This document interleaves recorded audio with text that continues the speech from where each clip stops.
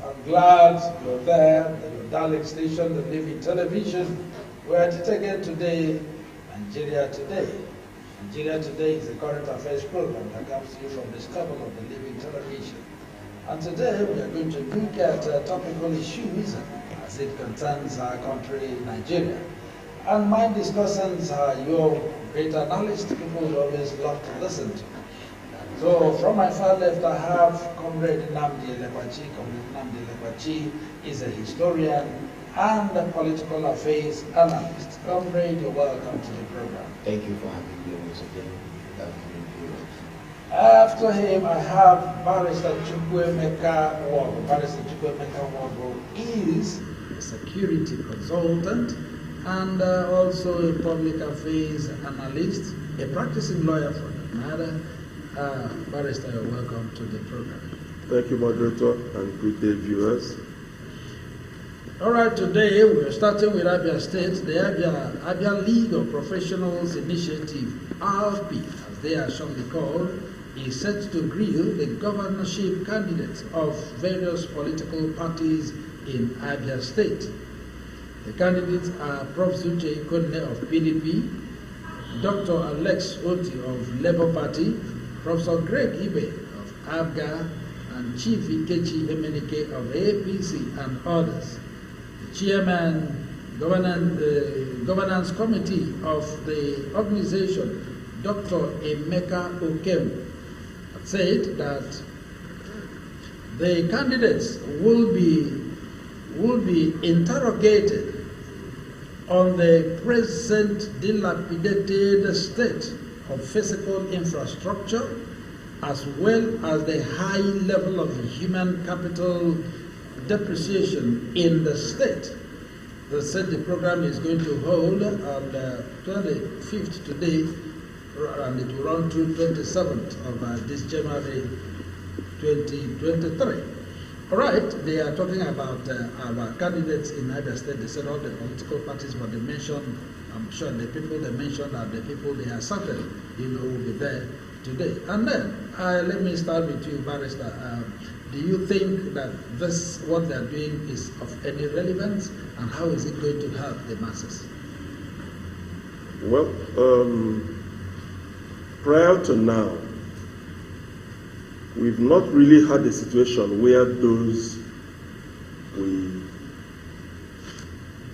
think we are going to elect into office and who are busy trying to sell their markets to us, we've not really been able before now to properly engage them, as happens in other civilized climes.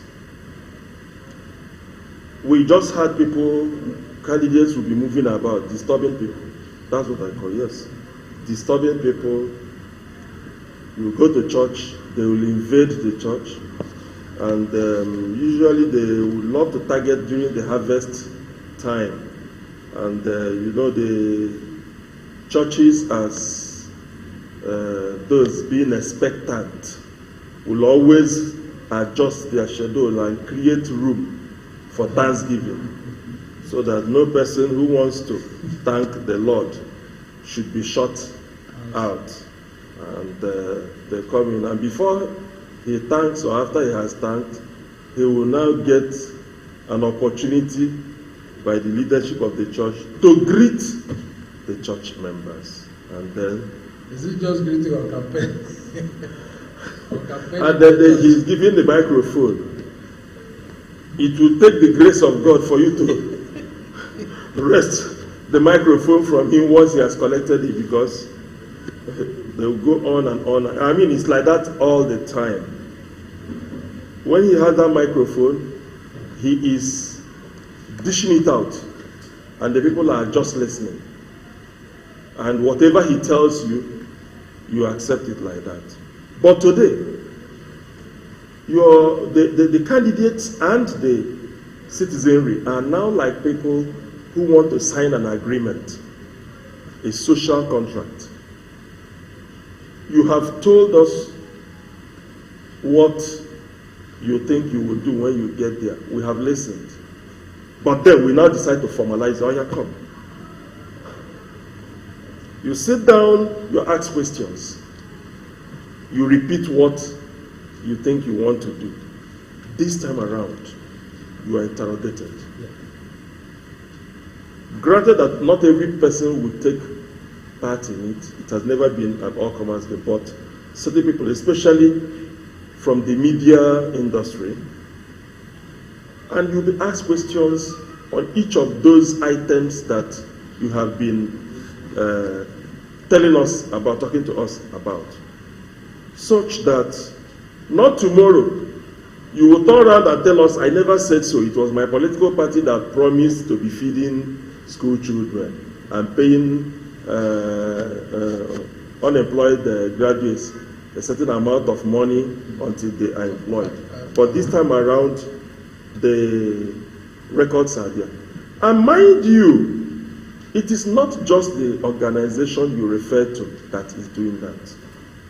I'm aware that the NBA, Nigerian Bar Association, yes, ABA, held a similar exercise, and is still continuing. Whereby, come forward and tell us, because don't forget that even for the election petitions, it will be handled by lawyers. So we begin also to interrogate the kind of people who are coming to return our services and telling us, yes, the election petition is one thing, and then your social contract is another.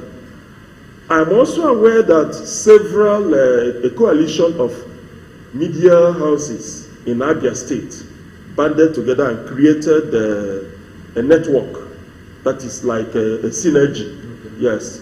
They created a network whereby one of them would host as a domain the interview on a particular day. All the others will link up and suspend their program so that anywhere you are in the state, you would receive the program.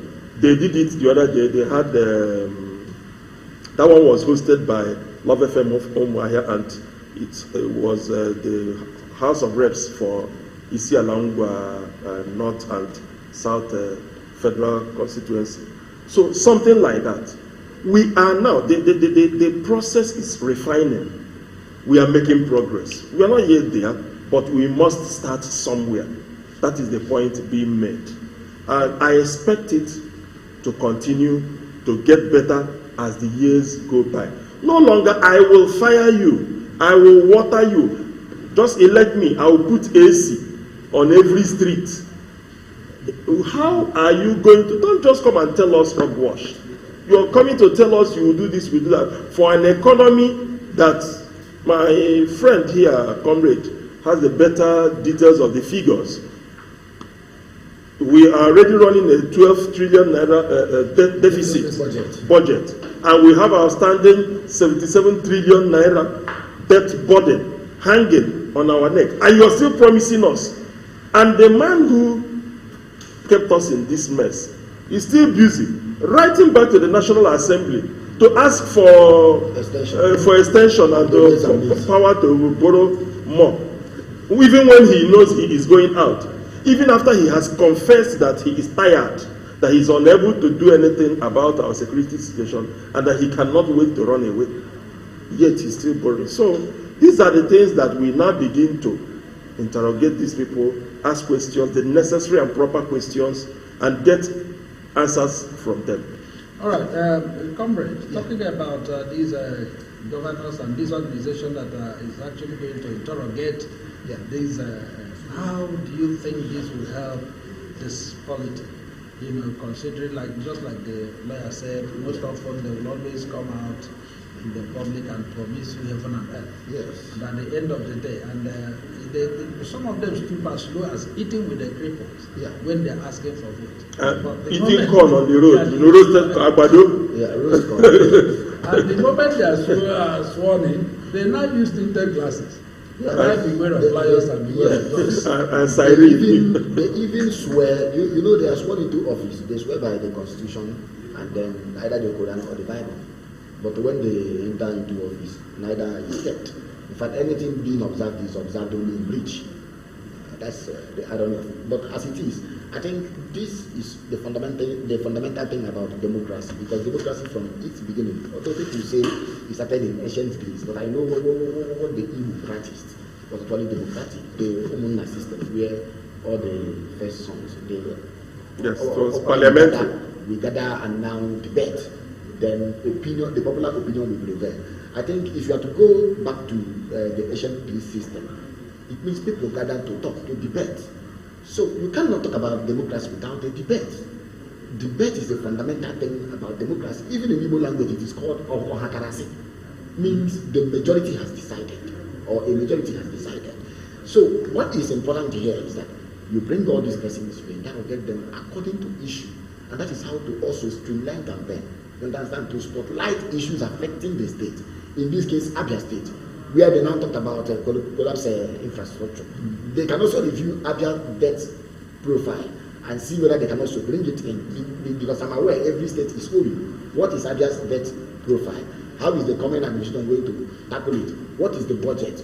How is the coming administration going to tackle it? It shouldn't only be about the professionals now. I think the other day I heard the one done by Khan, I think either October or November of last year, Ghana actually held one too in Umuahia. And when this movement was being begun by radio stations, I think I was a little bit active then.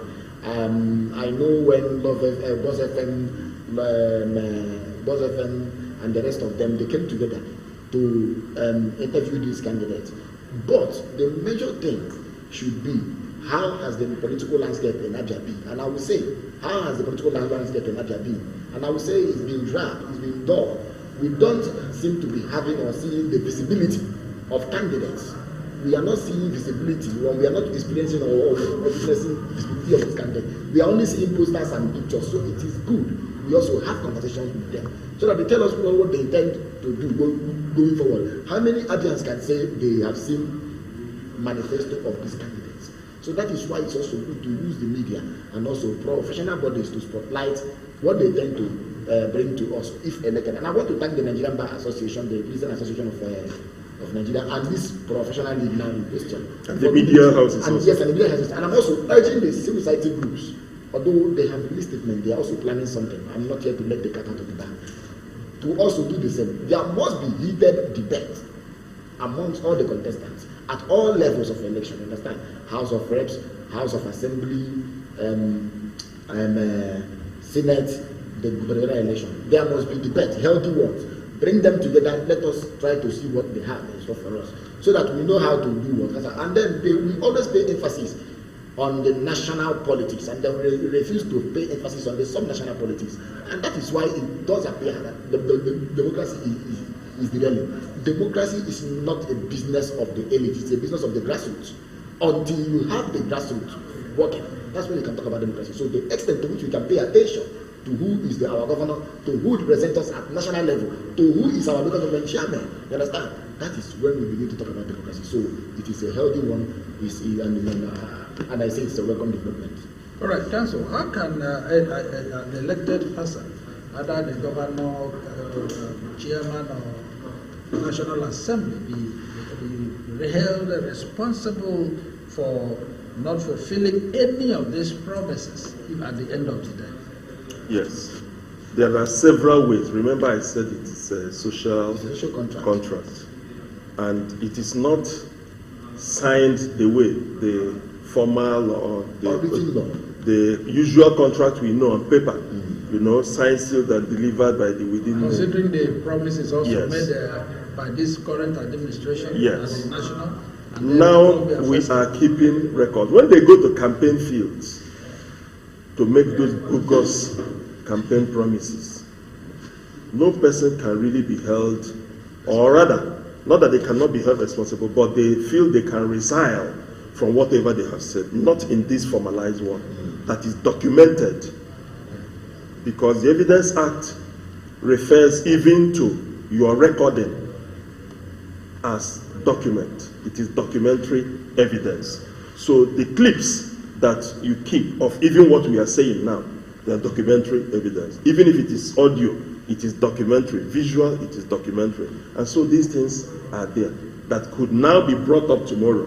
First, Oga Chief Driver had tried to challenge Nigerians that there was no such promise made until when people started getting it out and discovered that, in fairness to him, they were not really able to get what they wanted, the proponents, as to a situation where he categorically on his own made such a statement. But yes, always maybe people of his campaign train and so on and so forth.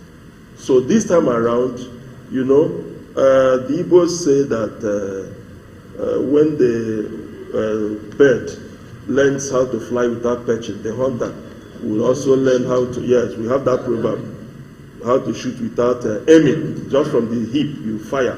So that is exactly the type of thing that we are now getting ourselves into. All right, the All Progressive Congress APC has appealed to the leadership of the Fulanis in Nigeria to direct the militia, perpetrating killings in Benue State to lay down their arms and embrace peace. Who asked you to do so, sir? The APC, the chairman of the APC in Benue State. Yes. The Benue State chairman of the APC equally urged Governor Samuel Otom to revisit the implementation of the Benue State open grazing prohibition and ranches establishment law with aim or remodeling, with the aim or remodeling the enforcement. Yes, let me start with you, comrade. Yes. Now, for the chairman to have done this, the chairman now is insinuating that the reason for that in-season killing in Benue State is because the government of the state refused this open grazing, like almost most of the states in the southeast. Yes, and that is what he is insinuating, and is asking also, he's urging the governor rather, Samuel Otom, to do that. So what I don't like is politicization of crime. You don't politicize crime. You don't make it to have political color. That you don't try to give it political coloration. What is at hand, or what is the issue? It is about land grabbers, people who, even the federal government said were coming out from outside the shores of this country at a time when the federal government has tightened the border. I don't want to go vocal so that it doesn't appear as if I'm taking sides, so I'm trying to.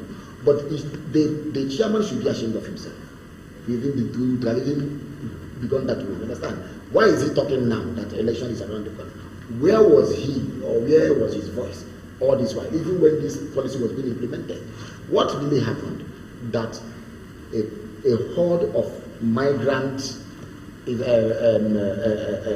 sanguinary fellows were passing through certain communities, sacking them, raising communities, burning down communities, killing people, maiming people. You understand?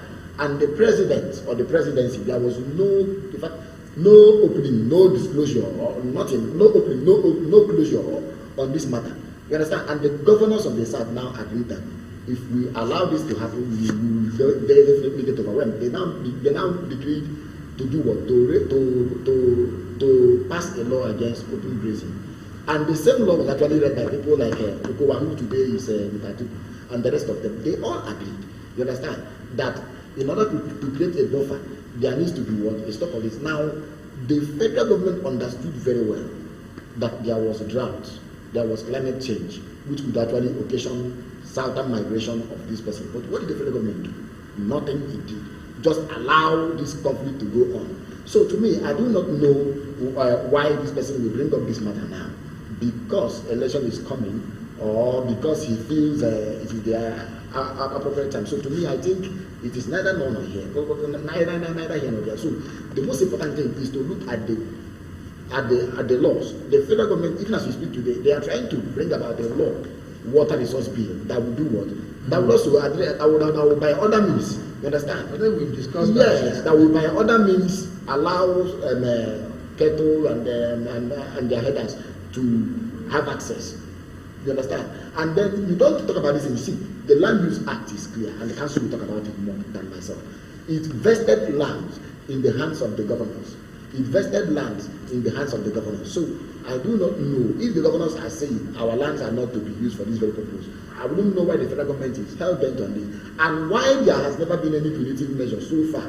You understand? The president once gave an order, a standing order, saying any person with AK-47 rifle or war caliber or war grade weapons, fire him. We didn't hear anything about the Fulani headers, those armed ones. So I think it's something that we should handle with utmost care. Council, you had that for that chairman to come up with that, just briefly before we go on a break, to come up with that and urging the governor of the state to look. You see, let's not shift the goalpost after the goal has been scored. We must go back to history. I was going to count on the historian to quickly help me out in that area, but in the course of making his other points, I think that's just one area he bypassed, so I'll bring it up. First, what is the one? You want to take figures to count 1, 2, 3, 4. Where do you start? You start from 1. Our Wagachi driver extended an invitation to Fulanis all over the world to come to Nigeria and make a home in Nigeria. At a time, it is on record. I'm not saying anything that is not there. At a time, the borders were closed, particularly the southern borders. The northern borders were open, and droves of these guys were entering into Nigeria. There was documentary evidence of it. People were shouting, what did the security agencies do, headed by the people from this particular ethnic group we are talking about, all Fulanis? What did they do? What did the immigration do? The customs, army, navy, police, air force, what did they all do? Nothing. What did they say? Nothing. What did the president say? Nothing. What did the presidency say? Nothing. Then they entered. When the killings now started, Governor Tom came out shouting and crying that he identified the people behind it. And what did the presidency tell him? If you want the killings to stop and you want peace in your state, go and give them what they want. This is also documented. It is documented. It is historic. And what did Nigerians say? People try to shout here and there, here and there. So if the APC chairman, who belongs to the same political party as the Oga that gave the order for these people to come in, as the Oga who is in charge of security and who obviously has not whipped his people to go and do something about it, he is in the same party with him. He's now telling the Oga, call them to order. It's because he knows what he is saying. Look at the situation where we had killings in Benue. Mr. President came at a time and he said, look, I told IG to go to that place, and he left it and he went to, is it either Niger or Nasarawa? Yeah. And what did Oga do about this disobedience? No head rolled, no person was fired, and it was all smiles. And people kept dying. They are just statistics number. 52 people died today. No, it's not 52. It's 51. It's only 51. How are you? No, 60. That is what human life has now been reduced to under the tenure and administration of the party of this same man, the chairman now telling us this. So let him go back, tell his people to remedy what they have spoiled in Nigeria. But I know that he's doing it, like you rightly said, because the election is here. He knows that Nigerians will definitely vote out APC. All right, wonderful viewers. Here we don't stay here to determine who will be voted in or who will be voted out. But one thing is sure, that your PVC will speak for you. Having said that, we're going to go on a very short break. When we come back, Nigeria Today continues. Don't go away.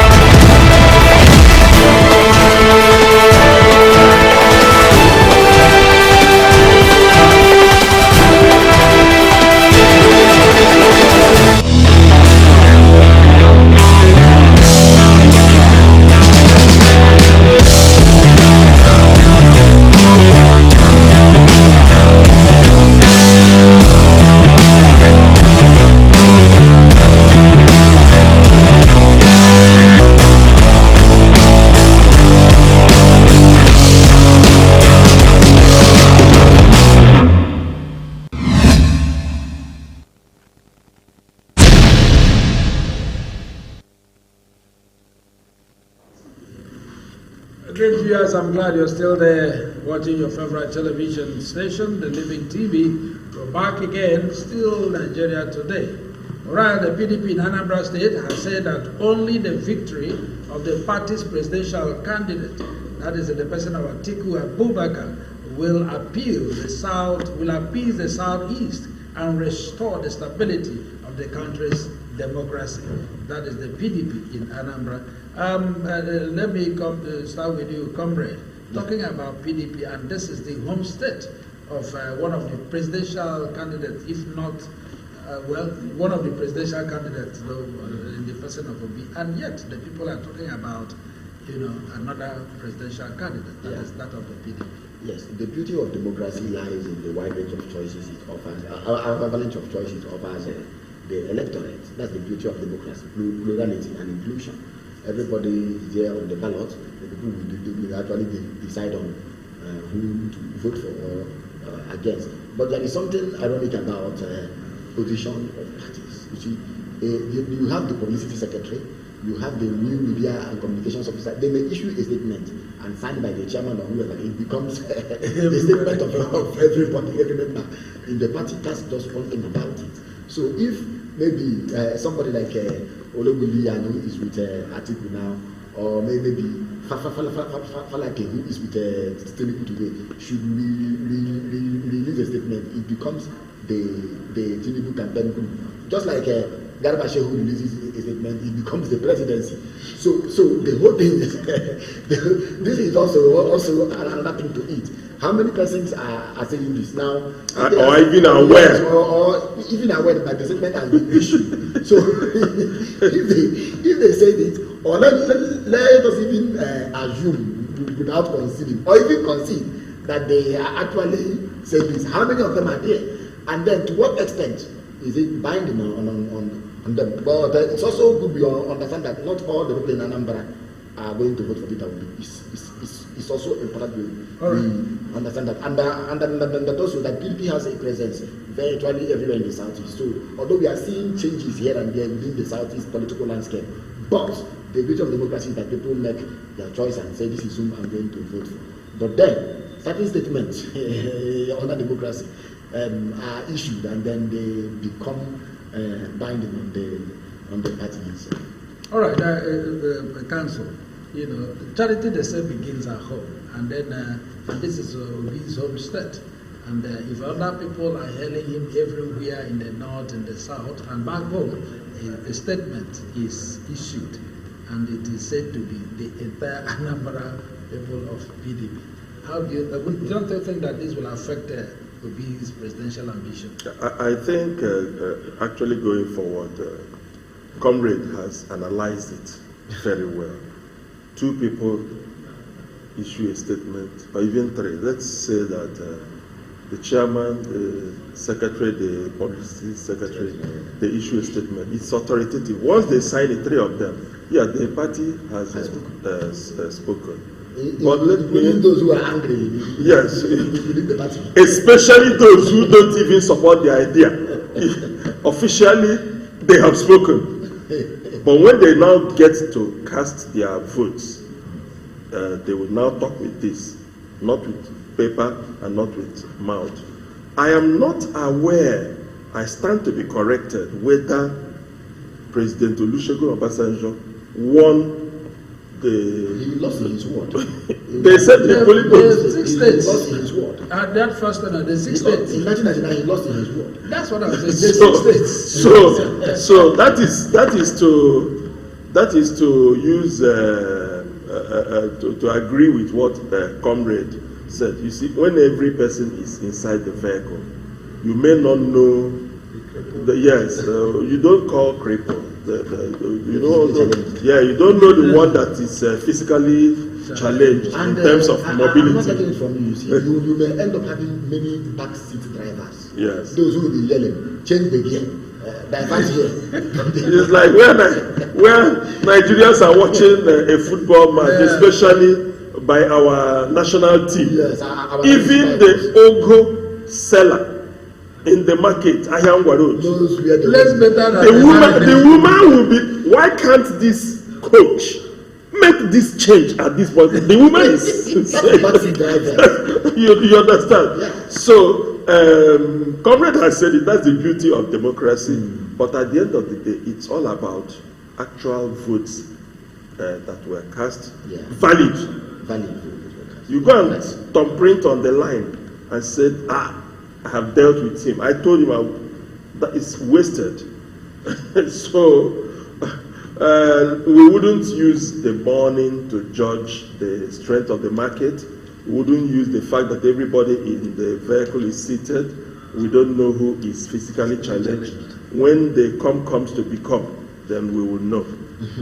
All right, the spokesperson of Asiwaju Tinubu presidential campaign, that is Dr. Joseph Omonakwe Ono, has described the Asaba Delta State Theatric of his People's Democratic Party, PDP, counterpart, Senator Dino Melaye, as political hubris syndrome. Political hubris syndrome. Hubris. Who described? The spokesperson of Tinubu's campaign, yes. Dr. Joseph, as hubris syndrome, that is Dino Melaye. Remember that Dino Melaye mocked Tinubu in the presidential rally in theater arts demonstration. I repeatedly was falling and rising. Yes, and they were singing the lines from a particular group that went out the other time in Lagos, singing spontaneous composition. I think that hubris to me does not arise here. And I will explain why. You see, hubris simply means. I don't even know the meaning. Yes, I do not know the meaning. Arrogance, pride. Yes. Thanks for enlightening me. Yes, because if you say hubris now, you say if you are trying to analyze it within the context of literature, you say that in Shakespeare's work, you will say that Macbeth, he had that hubris. He was so conceited. In fact, even Okonkwo had it in Chinua Achebe. Yes, most often it's even associated with the gods. Yes, with the gods. Now, to bring it closer to the perspective, I don't see anything hubris here, and I see it as non-issue. And I'm sorry to say it this way. See, I wouldn't know why, instead of talking to the masses, it's just the same thing we are doing here. Enlighten the people on the campaign ground, and you went there to do drama. Just you are doing theater, over theatrical, if you ask me, and that to me is not issue. Going there to fall down, going there to whether it was professional falling or mimicry. It shouldn't. It's a non-sequitur. Theatrical. Yeah, theatrical. And as I said, he was being over theatrical. Now, tell us what you want to do for us. Educate these ones. The political parties are no longer educating people. Sometime the last quarter of last year, they flooded the spaces with campaign manifesto. They were even against to release your manifesto. Now, none of them, especially the two parties, are focusing on staying on the issue. They go there to come. This is not what to hear. Remember that was also a campaign. It was a campaign. Now all of us are still. And you talk through drama. Yeah, all of us are. No, it's not a drama stage. It is a political stage. All of us are still. Drama is part of politics. All of us are still. Drama is part of politics. And we are also raising concern through constructive means, through constructive criticism that Tinubu's mental, physical coordination should also be questioned. You see, the other day, a woman, you understand, resigned from his campaign. Yes. He was coordinating certain So that he couldn't even hold a teacup. That woman was constructive. She was narrating what she saw. You understand? If you want to bring her to court, she has narrated what. Now, what Dino Melaye is saying to me, or was attorney that yesterday was diversionary. As far as I'm concerned, you are not there to discuss Tinubu. You are there to tell people what your principal article will be doing. And the Tinubu camp are also doing the same thing. Okay. So they are not staying on issue. Okay. And council, yes, it is, well, we say it's theatrical, so to say. But don't you think that demonstration, because whatever the manifesto says, what they are doing is to make sure that people will vote them into power. So that drama could be a way of saying, don't vote any man that behaves this way. What do you say? Yes, sir. Apart from marketing your own candidate, yes, extolling his virtues and qualities, part of campaign is also to demarcate your opponent. That's the truth of the matter.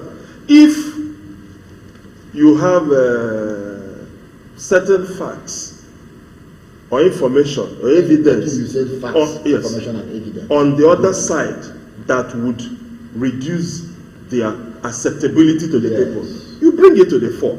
And what Dino Melaye was simply doing was to Nigerians are usually good at forgetting. After a while, we tend to conveniently fall in, it doesn't matter again. No, it does matter, because this is something that has been consistently consistent. Each time he has an outing, there is a gaffe. Each time he has an outing, there is, it's not just, nobody is infallible, nobody is beyond mistake. But in a particular manner, it has always been there. The physical challenge, as far as I'm concerned, inability to, unaided, go up short steps, come down again, stay on the rostrum, hold the flag of your hold even the microphone. On a particular one, it was like licking the microphone, and they had to tell you to stop. Yes, they ask you A, you start answering B. You go there and say, God bless PD, and then somebody quickly draws your attention, and you it's not even PDP. It should be God should be blessed. Okay, it is APC. You start that. The allegation has been that every time he cannot stand on his own. Consistently, all the opposition, not just PDP, have been making that point, and it is panning out to be so. Each time he stands, people are always, propping him up with their body. You're having another cabal already in the making. I want to comment. They are going to also continue propping him. A brief intervention. Okay, yes, just be brief. We are running out of our time. Assisted up the platform. We have seen the videos too. Yes. Atiku was also assisted on the platform. But yes. I have to say this. What Dino was trying to say was that Tinubu collapsed. That was why he didn't participate in the commissioning of the deep sea port in Lekki and the railway project that the president commissioned. From Bauchi, they moved to Lagos. Tinubu was no longer visible in his own state, and it gave me concern. But this is an unconfirmed report until we have any valid information about it. So Dino Melaye was actually falling down to show that Tinubu collapsed and could not appear. But that is a... You are not interpreting the drama. And he's doing a very... I must commend you. I would have expected him to show us. Now see, there was evidence of Tinubu sleeping. Much of the... Yes, several places. That the person now see, he who asserts must prove. When Comrade Omoyele Sowore said that Tinubu slept much of the time and could not make a single contribution, he shared pictures from different profiles, from right, from left, from the face, from facial, from different profiles of Tinubu sleeping, telling you that these pictures were taken at that moment, and that Tinubu slept and did not make any contribution, not even a single one. A man who did not sign the peace accord also managed to attend the peace accord meeting again and those off. Now that has a proof. So what Dino Melaye was trying to do, we don't have any proof of it. But I'm not saying no. On this one, Mr. Lecturer, sir, you have even enlightened us, interpreted the grammar, brought it down to a level that even with things that I didn't know, you have even enlightened me. And I can now understand and put Dino Melaye's falling down in proper perspective. I thank you for that wonderful piece of information. I didn't have it before, but you provided it, and that's very lovely and graphic. All right, wonderful viewers. That is where we'll be drawing the curtain today. Remember, tomorrow we'll be having your favorite program again, the issues of the moment. And tomorrow's issues of the moment is going to be very, very thunderous and wonderful. And I'm sure yours, wonderful analysts also will be here to look at the local government. You know, recently the State House of Assemblies, they refused to sign the financial autonomy and administrative of the local government into law. And so we are going to look at that. We are going to x-ray it tomorrow. So you don't go away. Today, thank you so much for watching this program, and keep watching other programs on the Living TV. From my far left is Comrade Nnamdi Lefaji. Comrade, we're happy to have had you here. Thank you. I'm happy to be here too. Thank you, viewers, for your time. Barrister Chukwuemeka Nwogu, we are glad you were here today. Thank you, moderator, and goodbye, viewers. And this is your anchor man, Chinedu Majele. Keep it with us tomorrow. Keep watching Living TV.